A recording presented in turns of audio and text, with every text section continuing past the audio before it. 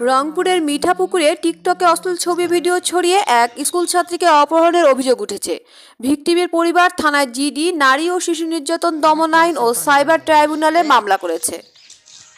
ছেলেটি আমার মেয়ের বিভিন্ন ধরনের অশ্লীল ছবি ও ভিডিও বার্তা নেয় এবং পরবর্তীতে সে অন্যান্য টিকটক আইডিতেও ভাইরাল করে এবং এতে পরিবারের অনেক মান সম্মানের হানি ঘটে।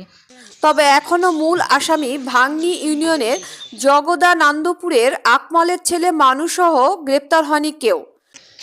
খারাপ খারাপ ছবি আবার ফির টিকটাকে দিচ্ছে, তাকে এখন এই গ্রামের মানুষ বাপ মাও কেমন করে মুখ দেখায়।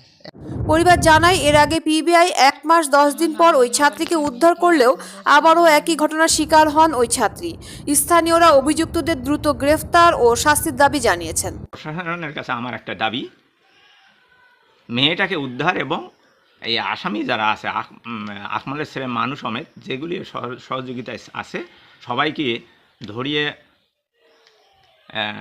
আইনি ব্যবস্থায় তাদেরকে শাস্তি দেওয়া হয় এবং মেয়েটাকে সঠিকভাবে উদ্ধার করে দেওয়া হয়।